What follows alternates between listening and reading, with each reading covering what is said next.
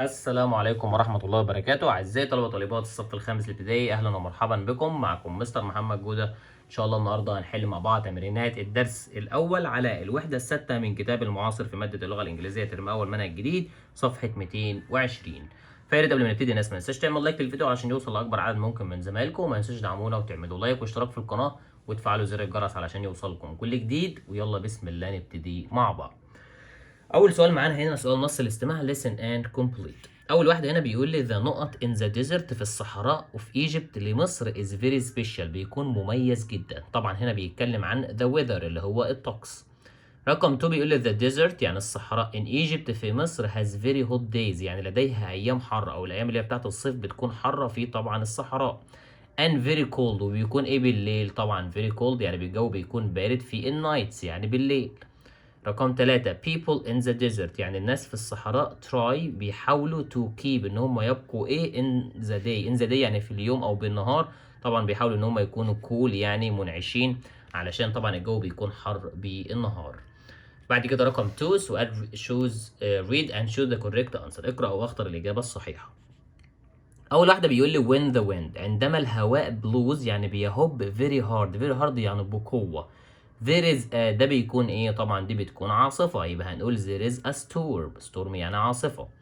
رقم 2 people in the desert يعني الناس في الصحراء try to keep بيحاولوا ان هم يبقوا ايه at night بالليل. طبعا بيحاولوا ان هم يبقوا دافئين لان الجو بيكون بارد بالليل، يبقى طبعا هنختار كلمة warm يعني دافئ. رقم 3 بيقول is your favorite season يعني ايه هو الفصل المفضل ليك؟ فهو قال الوينتر يعني فصل الشتاء، يبقى طبعا هنختار كلمة what يعني ما او ماذا.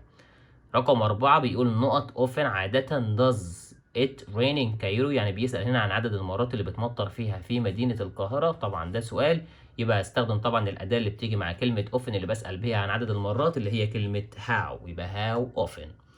بعد كده رقم 3 سؤال read and match سؤال التوصيل. أول واحد هنا بيقول Egypt has a nice يعني مصر لديها إيه لطيف. رقم 2 the Nile النيل is important يعني بيكون مهم. 3 it's very hot يعني الجو بيكون حر in فين. 4 we have very نحن لدينا إيه جدا.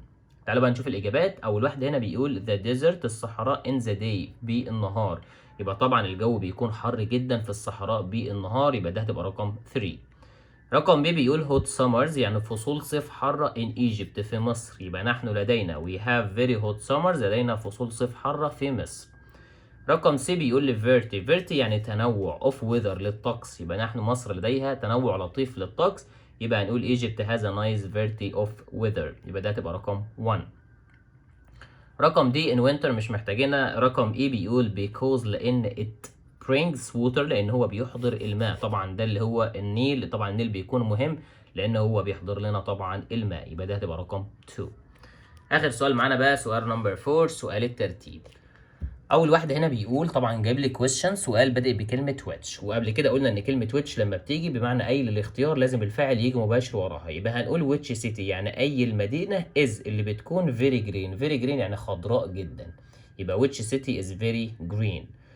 رقم 2 هنا بيقول لي it's هيجي ورا طبعا فعل، يبقى it's going يعني انه سوف ايه to سوف يكون be windy يعني الجو هيكون windy يعني طبعا شديد الرياح. رقم 3 سؤال برضو بادئ بكلمة why هنجيب وراه فعل أو الفاعل، يبقى هنقول why the Nile ليه النيل؟ النيل ماله بقى is بيكون important، يبقى why the Nile is important يعني ليه النيل بيكون مهم. رقم 4 بيقول لي the desert الصحراء، طبعا دي جملة يبقى هنجيب وراها فعل، يبقى has لديها ايه a very special climate يعني مناخ خاص أو مميز، يبقى the desert has a very special climate.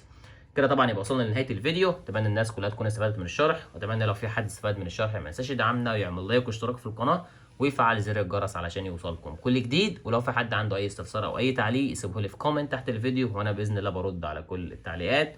كان معكم مستر محمد جوده، والسلام عليكم ورحمه الله وبركاته.